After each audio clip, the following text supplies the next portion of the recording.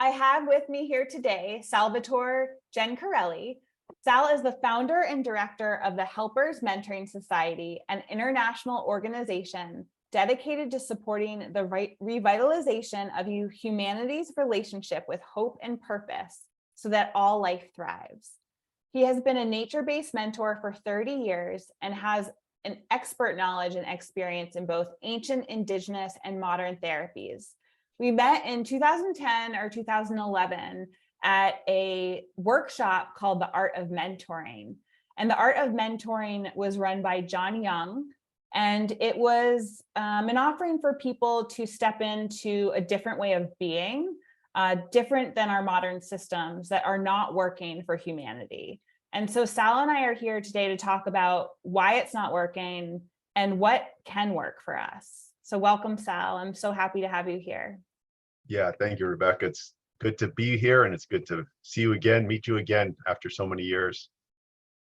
And I'm just so grateful for the presence that you had in my life back then and have been, in the ethers around since. And here we meet over a decade later, and still your presence is so profound for me. And I'm really excited to share your wisdom and knowledge and experience with our listeners, because I think that you have tools that are changing the world and can really change people's lives so that they feel more human again. Yeah, it's really the mission is ultimately that, how to be a better human being. And it has profound effect on all these different, topics that we can discuss around the societies and the systems that are in place. But like the essence of it is like, how do we live in health and happiness? Can we be good people in relationship to nature, each other, ourselves, in the future generations, and, be a human being, a good person. So it's simple things, but very profound as well. And sometimes it is the most simple that has the biggest impact on us. And it's easy to leave these things out.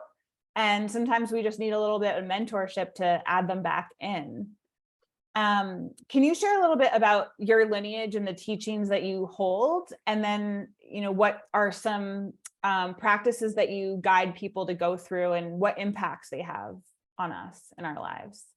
Yeah. So my kind of like formal initiation into lineage happened when I was in my 15th year. So into my 16th year, I actually became an apprentice to a Native American healer out of the Lakota Sioux tribe, and part of what we call the Woptaka lineage.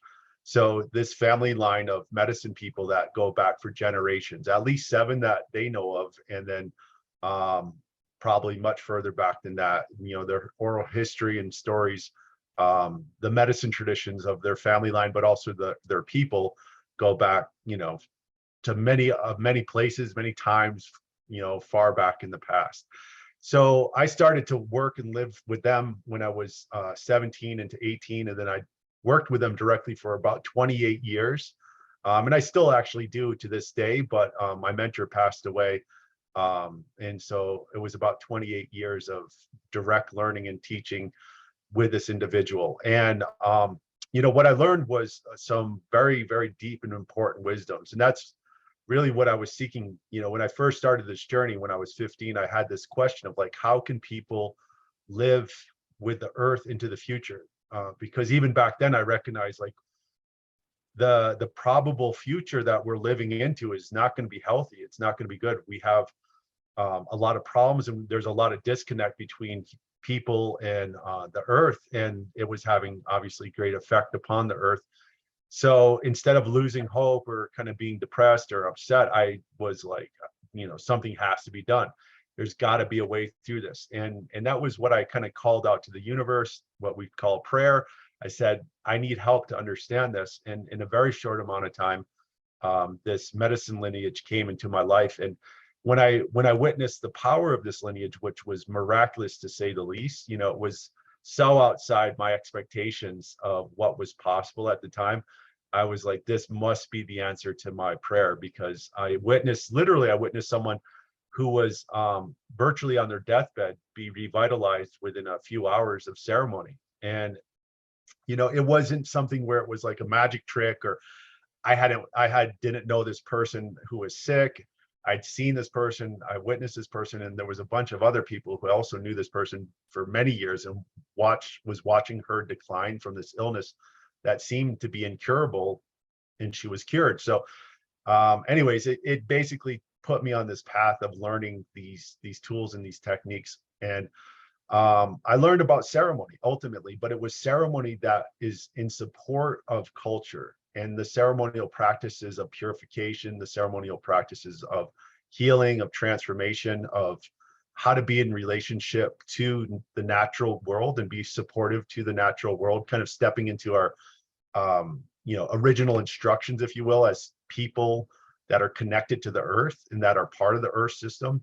And I learned about how to be in communication with the unseen components of life. We'll call them spiritual, this relationship that we all innately have to some form of universal consciousness. And so those are what I still teach and what I still work with, actually. And over the years, I've incorporated other techniques and other lineages and other wisdom traditions from around the world, and many indigenous peoples, obviously, who have lived, in a supportive way on their land, at their location, have philosophies and understandings of how to do that I actually have personally found very, very instructional to all of humanity. It's not just that for those people over there, or that person over in that region. It's really, the principle is universal and it's humanistic. So you could say, like, the main focus is this Lakota Sioux Waptuka lineage. That's where it really comes from in a big way. But the universal kind of perspectives from many different lineages have been tied into these teachings, which has really just made it more accessible and more explainable. Thank God. So that's my background. When you say more explainable, you and I were chatting earlier about the difference between mentorship and nature mentorship and traditional education. And there's this aspect of learning by doing, and then your mentors let you know when you've done it right, or it's clear to you when you've done it right, instead of telling you exactly how to do it, letting you stumble, letting you fall, letting you evolve and transform through trial and error. And that was what the art of mentoring held most, right? And you and I both met there, and you had this history of learning by doing and not having language for it, or not having this more analytical verbal explanation of it until you met John Young. And so now that you've got both, which is so rich, what aspects of it are most helpful in revitalizing society? What are we missing? And what are these components that really change everyone? Yeah. So the words, the languaging, it's always it's tricky business, and this is one of those wisdom teachings from the Bushman people of the South Africa, right? They say the tricksters in the words. And so the language and the words that we use to explain these things, it's really an interesting thing when you recognize just how tricky it all is. And especially with English, I find, because English is such an ambiguous language. We can use the same words in so many different ways, and they have different meanings to different people. So working with this language to explain things has been really an evolution. And I think it's really, really helpful to have multiple different ways to look at and explain these concepts, because they're so like subcognitive in actuality. Like, they're spiritual, right? And not as an idea of like, oh, spirituality is like, makes me feel good. No, spirituality, spirit, is really a consciousness in itself within our beings. And so the way we look at it, for example, here's an explanation that we actually have 4 unique and separate consciousnesses that make up our entire beings. And actually there's many others, but it's easy to divide them into 4. So we have our intellect, or our mind, we have our emotional or our heart-centered consciousness, we have our bodies, of course, and then we have our spirits. And each one of those has a different way of understanding the world and the experiences we're having. So the real spiritual knowledge is not of the mind. The mind has to grasp it to some degree, but having the words and the language to explain it helps the mind to kind of agree to it ultimately. It's kind of like when you hear the words and then you hear the right explanation, your mind says, yeah, I could see that, or I could perceive that, or I agree with that. Your spirit, though, your spirit basically knows, and the spirit tends to express itself more through the intuitive, so kind of the spiritual body connection, so that, as we call it, the ka-chunk moment, that settling, that's yes, this affirmation, this, this intuitive, affirmation or yes, right? So the spirit knows a whole bunch of things and the mind needs to understand it. So anyways, what I'm saying is that with kind of the explanation, helping people to grasp it in their minds in this day and age actually has been really, really important, because most people are trained to use their mind to try to think about things before all else, and it's prioritizing. It actually kind of sets everybody out of balance, because the mind is like the dominating consciousness over all the rest of the system, which is not actually healthy. It's not balanced. So getting the mind to basically agree, it needs to let go of control and let go of just being dominating of the other 4 or 3 parts of self, is like one of those instrumental pieces that we actually use quite a bit. And unfortunately, the way that that might sound to some people is like, it's like, well, I'm letting go of my mind so somebody else can be in control. And I'm like, no, that's not what I'm saying at all. I'm saying if your mind's dominating your body, your heart, and your spirit, your body, heart, and spirit, then you're not a full, unified human being. It's kind of like you're actually in an abusive relationship within self. It's a hierarchical system within self. And it's actually, then if you think about like the inner world expressing itself into the outer world, that same abusive system we witness around us all the time. And and we get mad about it. We get mad about social injustice. We get mad about abuse to nature, abuse to a certain demographic. But within us, we're totally doing that to ourselves. So it's not Absolutely. about somebody else doing that to you. It's about you doing that to yourself and then coming into balance.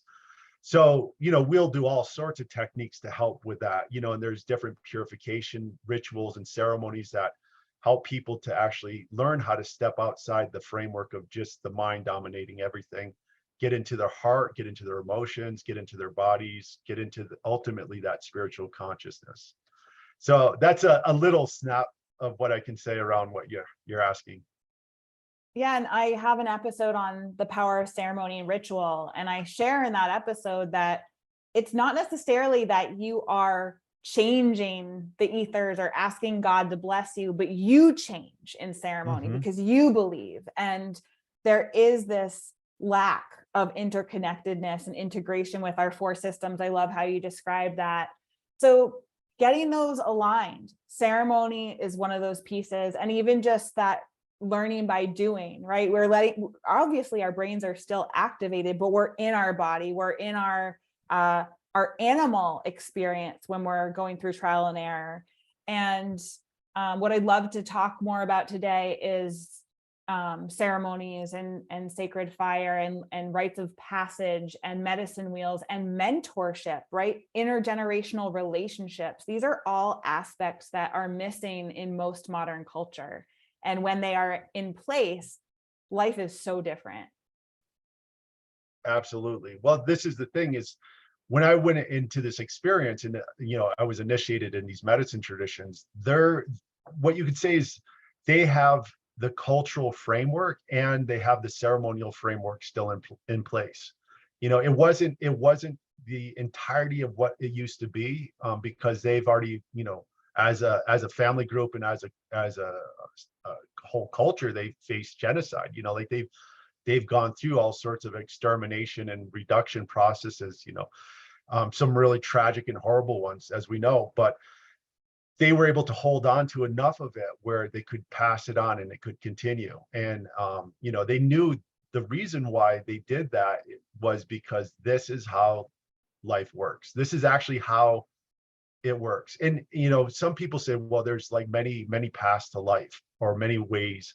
And I've actually come to find that there's actually really one way. And it's not to say that all paths don't have aspects of it, or all paths don't have expressions of how to potentially be in relationship to life. But, to be in relationship to life is really one way of being. And it is the only way that's sustainable in the world. And it's through essentially connection that takes place, through developing connection to oneself, with nature, and with other people, and ultimately with, I would say, spirit, this unseen aspects of life. So, having that experience of going into a system of education, a system of relationship and learning that in reinforce, the development of connectedness within, and develop the connectedness to others and nature and spirit, was really, really profound. So taking all that out of that experience, where now it's like through Zoom calls or through webinars, then it's like, how do we bring people into that? And ceremonies, really the way that that's done in the most embodied form, where it can activate these different relationships within the person in a healthy way. And then that gets into so many like lessons and teachings and understandings that become basically a new framework to how to understand life, how to understand how to be in this world. And as you said at the beginning, like, it's not so much about the external, like somehow like the external giving you what you want. It's actually about you becoming what you're desiring in the world. So health, like I said at the beginning, health and happiness, to be a human being, like you become what you're seeking. And we have some wonderful kind of teachings that are presented through what we call sacred songs now. But these lineage songs, where at the essence of one of these particular songs is, it says, if you do it this way, what you want will be so, right? So if you're asking for something, what you want will be so. But they said the more traditional and the deeper understanding translation of that song and in that statement is, what you want, you will be so, right?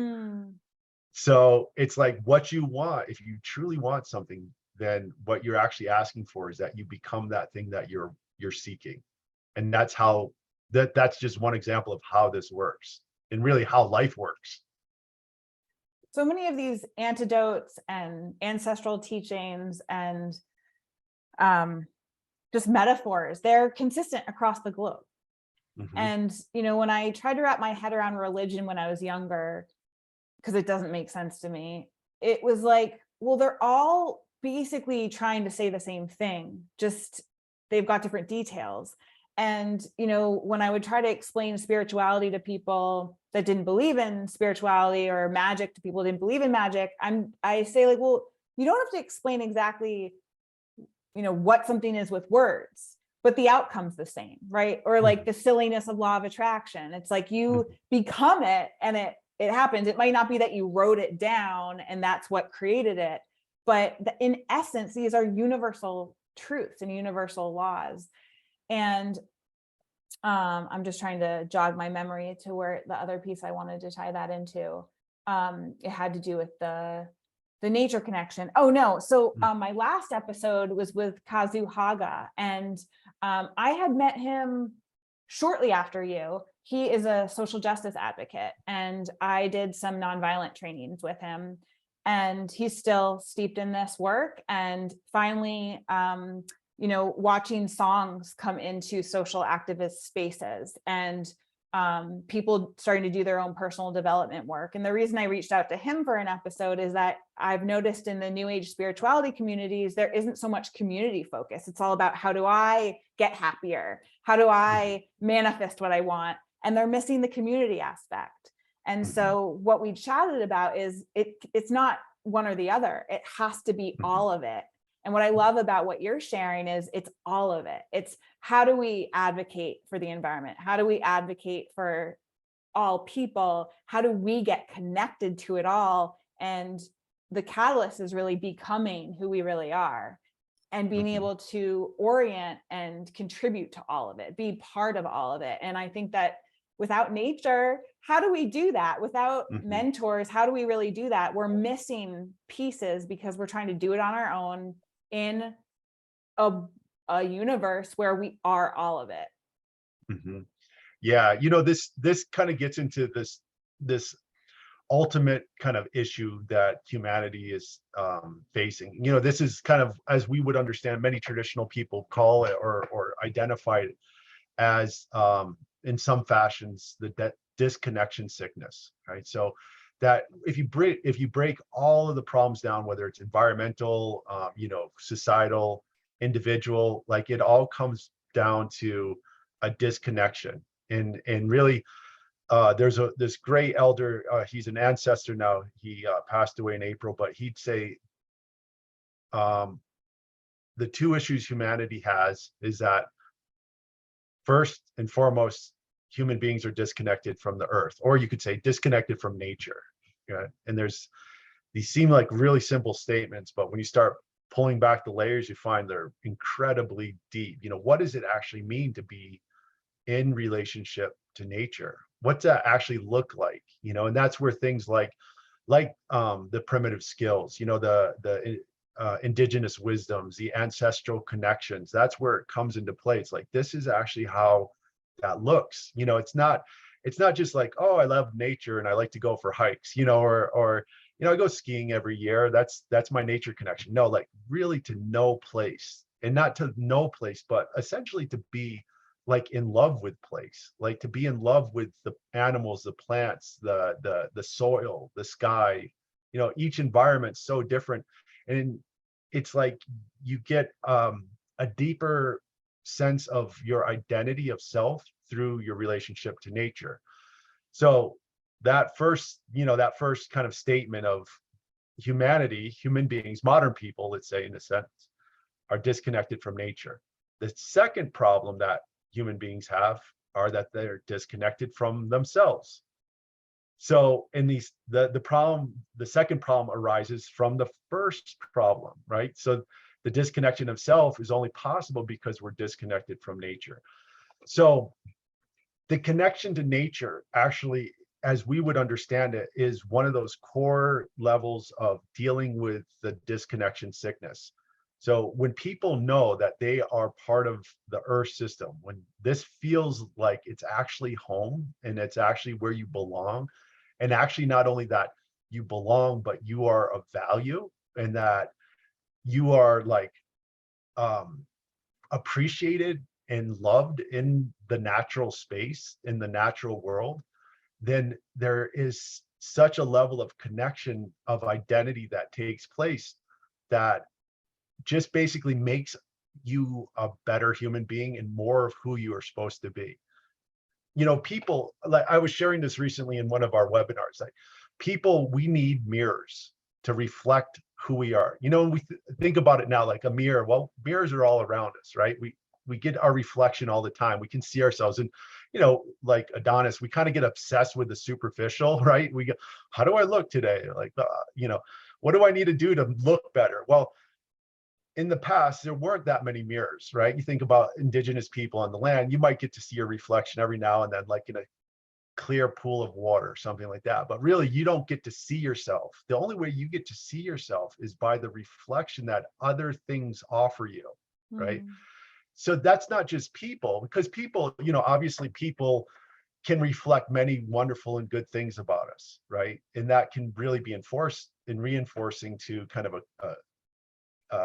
a positive self-image, right? But there's, especially in the disconnected world and the disconnection sickness, there's a lot of judgment. There's a lot of reflection of like negativity that we get hit with, where nature doesn't have that. The natural world, a plant does not judge you, right, by the negativity that maybe a person might see about you and really about themselves that they project upon you. So in nature, you get all these kind of mirrors of reflection that happen through these relationships that is really nourishing to your being.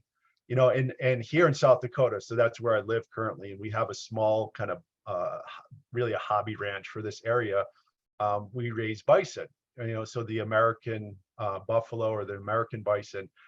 And almost every day we interact with them, feed them, make sure they have water and whatnot. And if you ever get a chance to get witnessed, to get perceived by a large animal like that, with these big dark eyes, like, and they're not just like, oh, a human being, I'm scared or something. They're like really looking deep within you.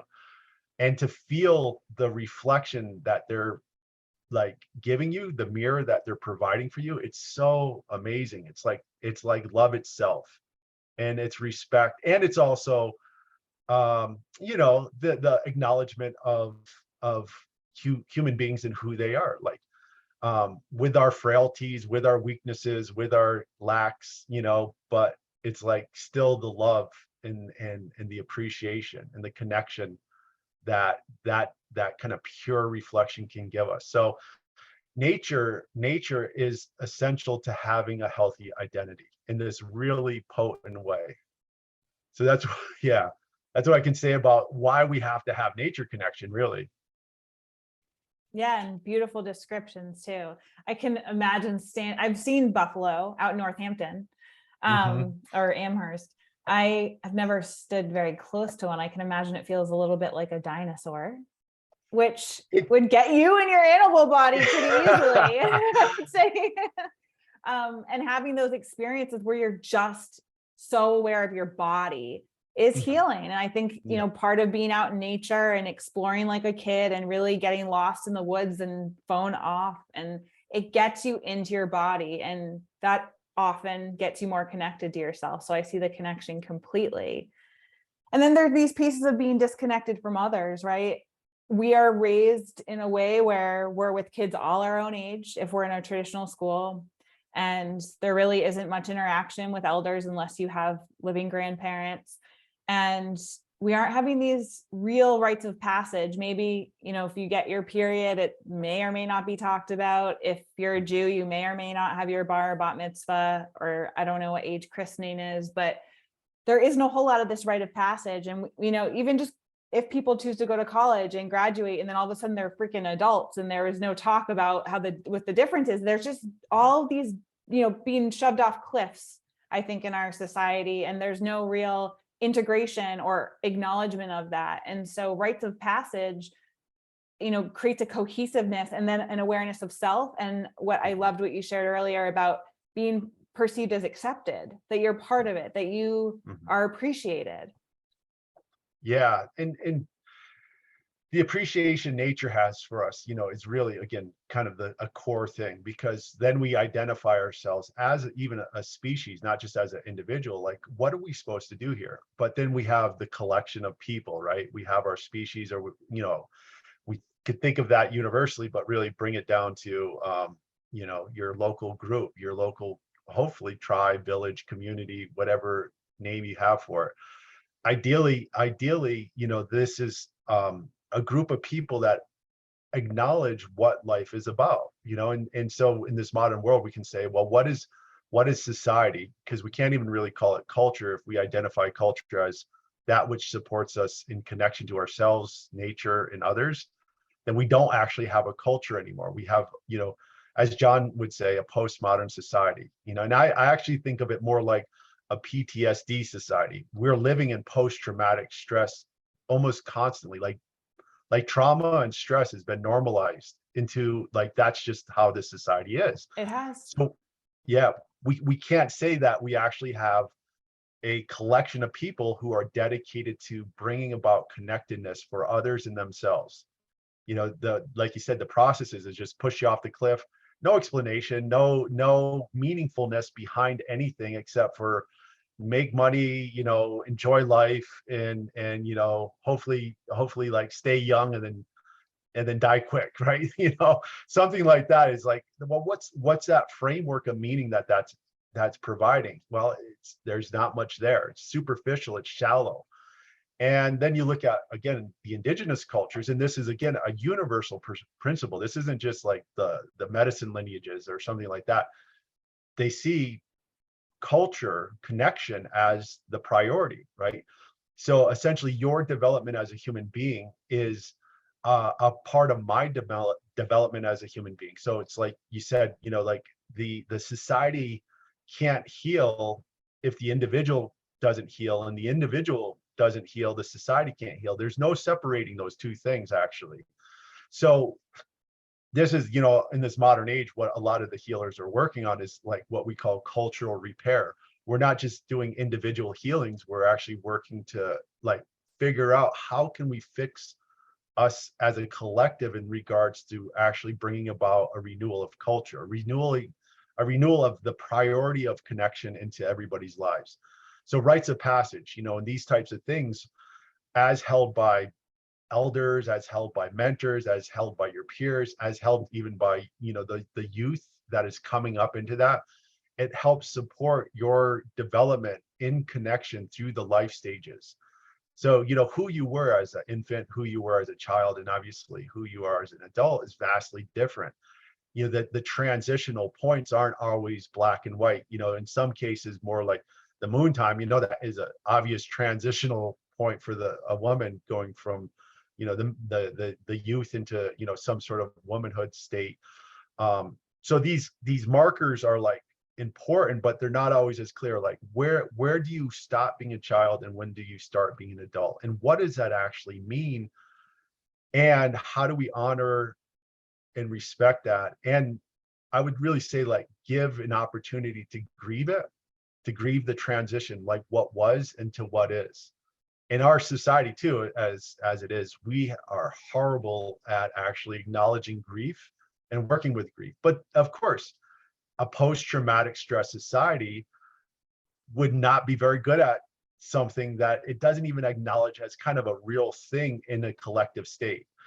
So the rites of passage like that, they're really important to actually help build meaningfulness in the individual's lives, that essentially build the connectedness in the individual, which essentially builds it into the community, which when it really is in operation, I love the Blackfeet Indian tribes kind of understanding of it. There's actually diagrams of it, and it's said that Abraham Maslow, most people know Maslow's hierarchy of need, basically took that model from the Blackfeet Indian tribe and then turned it into his hierarchy of need. But at the top of Maslow's hierarchy is self-actualization. It's the pinnacle of the pyramid. For the Blackfeet, they said it wasn't a pyramid, it was a teepee. And they said self-actualization is actually the bottom of the teepee. And then like an individual actualizing into being a human being, as we sometimes calling it, being your true connective self, is like the beginning of actually what the goal is. The next goal, so the next tier up on the Blackfeet model, is communal actualization. So everybody in the community is supposed to be actualized, not just the gifted few or the special ones, or the elite or something like that. Everybody has to be actualized in connection, well, to nature, to themselves, and to each other. And then what you get on the top of the pyramid is what they call cultural perpetuity, that the ways that human beings in the collective group actually come together in this connected way is forever. That these are the ways that we live, and this is the ways that we live indefinitely into the future, barring some asteroid falling from the sky or something like that could drastically change things. As long as we're alive, we know this is a priority. So the whole culture is built around that, as compared to this kind of meaningless, superficial existence that our society prioritizes. So that's the difference. So can you talk a little bit about how we can implement these things that work back into our lives? Yeah, there's a lot of different techniques to kind of build in connection in many different ways. We have this course called The Helper's Journey, and it focuses a little bit more for the individual and kind of like self-identifying, right? In building this, what, we put it into kind of spiritual terms, building the altar of self and really activating the altar of self. So self-actualization again. but it's like in relationship to nature, in relationship to spirit, and humanity, people, and really getting to the place where we can embrace the commitment to living and the commitment to being of service to life. And what that also means is the commitment to healing, right? So where I like to model this on is the medicine wheel, right? So the medicine wheel is the circle that's divided typically into 4, sometimes into 6, sometimes into 8. As you know, like the 8 shields model, we were talking about the art of mentoring. The 8 shields event is actually built around the 8 directional medicine wheel. So this model is really just that. It's a model of understanding and kind of organizing principles of life. So the circle divided into 4 is the very simplest, and that has so many different meanings, but how it could be applied to an individual to understand what's the priorities, what do you need to work on here?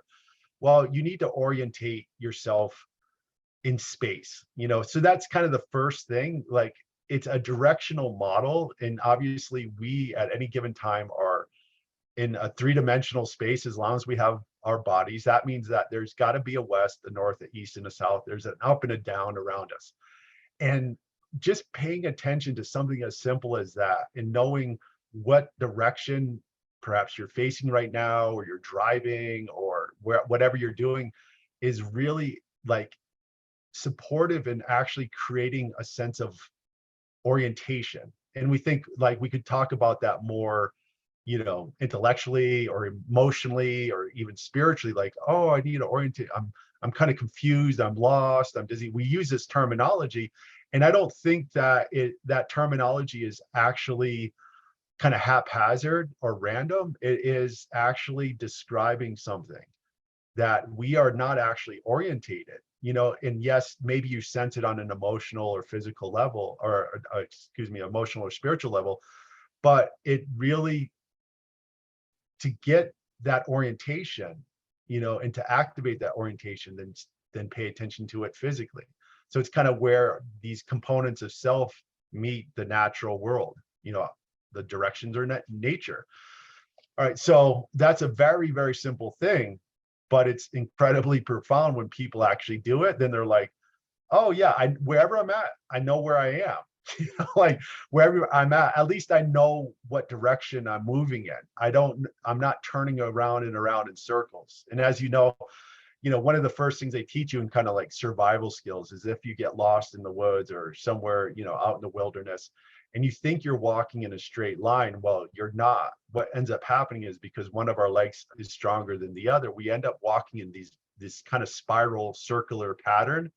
And what ends up happening to most people when they do that, if they've not been trained otherwise, they end up giving up hope and they end up dying. And it's not because they starve to death or because they dehydrate, but literally they give up hope. It becomes meaningful or meaningless. And so a lot of times people that do kind of search and rescue and whatnot, they'll find people with full canteens of water, but dead, leaning against trees, because they lost themselves. They lost their directions. They basically started to turn around and around, and they didn't realize it. They thought they were walking in a straight line.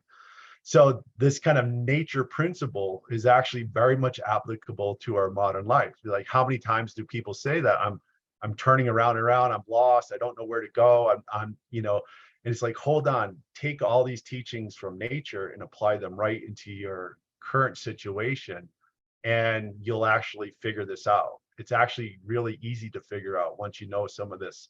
So the directional model as a guide is a really good one to start with, I think, and then that can be unpacked in so many different ways, and it's really, really incredible. When you get into, once you know your orientation in space, then you need to figure out your orientation to kind of like your directions of up and down, right? So what I mean by that is the upward direction, it always has to do with kind of not just up, because up is pretty easy to figure out with our sense of gravity, but the direction up is related to who are you and what is your vision in this world? What's your connection to vision? What's your connection to life? in the way of like, what are you here to do? And it's not just meaning, because it's beyond meaning. It's more like the deepest spiritual calling of purpose. And the direction of up has always had that relationship. You know, any religion, any spirituality, it's always like this upward direction. And then the downward direction obviously is earth. Well, that is the rootedness, you know, your connection to place, your connection to this location, your really stability of your identity in this world that we live in, which, as we both know, you know, you have to be very strong. You have to have deep roots. You have to have the strength of your the legs, you know, to actually stand in your gift and your vision and your power in this world, because there's so much that's going to oppose that. So that's kind of the six directions, you know. So we have the four, we have the up, we have the down, and then the direction of time. And that's where this kind of eighth direction it comes in. And it's not really the eighth, but it's the line that makes the eighth direction in that kind of model where it's divided. And the direction of time is, we have a past, right? So not only do we need to be orientated in three dimensions, we have to be orientated in time as well. So we have a past. Well, what is that? What's that about? And obviously modern society really does not reinforce that as a priority. Just now it's coming out how important that is, like with things like epigenetics, like your great grandmother's experiences are still living through your physical body. You know, your body is designed to handle the stresses that she was experiencing. And that's a real thing. That's not a head thing. That's not something you can think your way out of, because it's a physical thing. It's like, understanding that is really critical. And like epigenetics say, you know, they can basically verify that at least 3 generations back, the experiences that your ancestors had 3 generations back is having an impact upon you. But they are guessing, you know, and they can't publicly say this or like scientifically say this, but they're thinking at least 13 generations back. Wow. Is having an, but who knows 13 generations back what they were experiencing, what was going on then. So we have this disconnect of time. And when we really start getting into that past, we got to heal. Unfortunately, we have a lot of trauma that has not been dealt with, that's in our past, and a lot of grief, a lot of pain, a lot of disconnect, because we didn't just get here, you know, right? Obviously it didn't happen in our lifetimes that human beings are so disconnected from nature. There's a whole history about how we've gotten to this place that involves a lot of tragedy, a lot of abuse, a lot of, you know, wrong thinking and wrong actions, not just in our ancestry as like we enacted that, though there's that, but there's also what was done to us.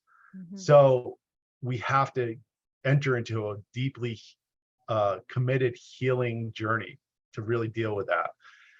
And then when that is worked on or being worked on, then we can really build a relationship to the future, because you can see pretty quickly with a little bit of observation that how you perceive the future is being directly impacted by what was experienced in the past, both your own, but also your ancestral past. So what I see this, you know, in kind of modern visionary terms, right?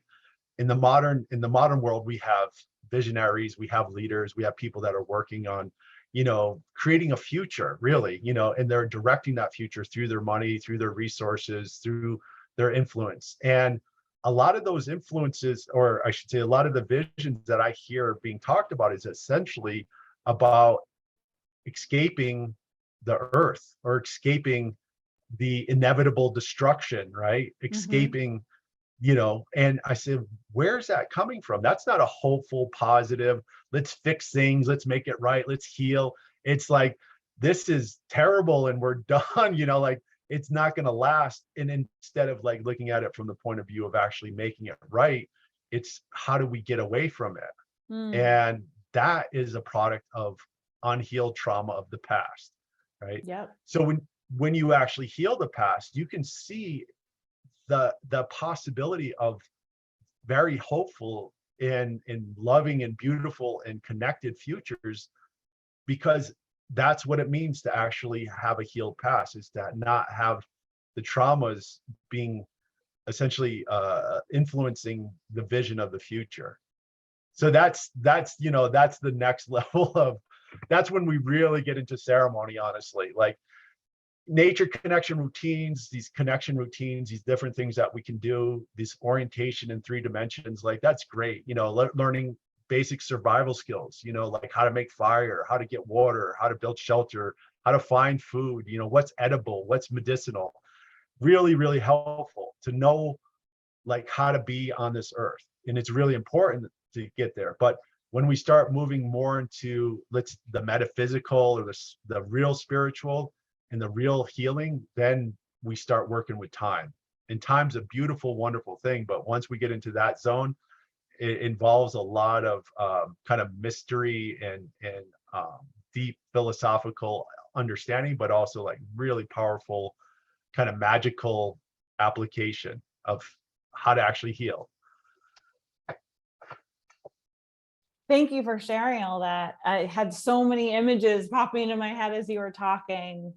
And I can see how time and multi-dimensions play into when you're doing your own healing, because having inherited those impacts to our nervous system, when we're healing the nervous system now, we're changing history, right? The way it's impacted us, and it will impact our future as well.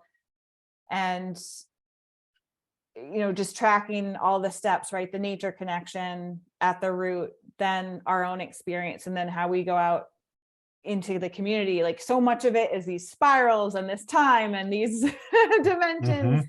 And rites of passage, I think, is a way of grounding into the experience and integrating it all. And it involves the witnessing. Yeah. So even if people read a book and read about this stuff, it's not integrating. Oh no, it's that's like it's like a mental or intellectual kind of playing around. It's not bad for sure, because it gives you some framework of understanding perhaps in your mind, which I always say is like the least important thing, based upon my experience. And then of course, based upon the lineage, your mind actually knowing and explaining and being able to understand these things is actually the least important thing. The most important thing is that you have the experience. You actually have the embodied, integrated experience. And you're going to know all sorts of things because of that, on the intuitive, on the physical, on the emotional level, that your mind will take years to actually understand, to grasp. And our default is like, I need to understand it in my mind, and then I can have the experience. And it doesn't really work that way. And unfortunately, when you learn that way, and I think even I've done that quite a bit in my life, is like your mind has all these expectations built on what it thinks the experience is going to be, and then you go into it and then you're like, wow, that was like nothing I experienced, and I don't even know what happened. Well, this doesn't know what happened, the rest of you does. Your mind eventually will understand. It's a really interesting thing for sure. So the experience, and this is where ceremony, this is where kind of these events, this is where going to like the art of mentoring or something like that, going into that is so critical, because the change that you're actually seeking and that you're looking for is, as we say, subcognitive. It's outside of the thinking mind, and that's where the real change happens. And then over time, like I said, your mind will slowly come to understand this new framework of reality, this new framework of understanding. And when that happens, it's a very beautiful thing, but it is the last thing that actually takes place, in the integration process. And I truly believe that the reason therapy is becoming outdated is because we're not using the somatic experience. We're not tapping into the nervous system. And so more and more practitioners and therapists are getting trained in somatic experiencing and nervous system regulation now. And I think the reason we haven't seen these leaps and bounds with people outside of these kind of containers is because the body wasn't included. And just as you say, like when you move the body through these experiences, the brain follows. And, Yep. we're animals first. When you work with the body, the brain follows. So if we're, keeping our bodies at a desk all day, or, inundating it with screens, the body gets dysregulated and then the mind is stressed out. It's not the other way around. And so if people are listening and they're wondering, like, I've been doing all this personal development work, I've been in therapy, I do meditation, but you're not integrating these other pieces, that might be the missing link. And it probably is the missing link. And what I'm so excited to share with my community, Sal, is that you are offering this container for people to go through these processes, no matter what stage of their journey they're in. And it does begin with those simple components like you expressed. And before I announce your offering, is there anything else that you'd like to share today? Yeah, I think just reinforcing what you said is so important. Like in the modern kind of healing practices, there's been such a disconnect, the mind-body disconnect. You have the therapies and the psychological, professions, and they can't touch you. And then you have the body workers, and they can't talk to you about your, mental health, right? So even that's an example of like the split, the disconnect, right?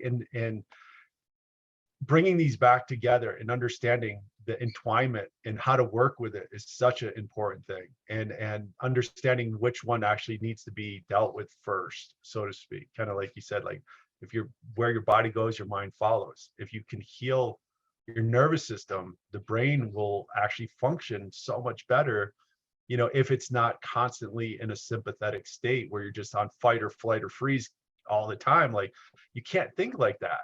And that's again, it's a product of trauma. It's a product of grief. It's a product of post-traumatic stress where the body's it's stuck in that state. So thinking your way out of that is actually not possible, believe it or not, right? You can't think your way out of fight or flight. It's not how the nervous system works. So you got to work with the body, work with that aspect of self to get to a place where the mind can actually think in a healthier, more balanced way. So just reinforcing that and totally agreeing with it, and appreciating that wisdom, because that's obviously part of rites of passage. It's part of the ceremony work. It's part of the teachings. And we fully embrace that with Helpers Mentoring Society. Well said. And so if you guys feel like what's been, why isn't it working? Nothing's wrong with you. This is the way the human body works. We need what we need. And if we don't get it, we get stuck in these cycles. We go around and around and around. So, so the Helper's Journey intro course starts at the end of January 2023, and they're already taking registration.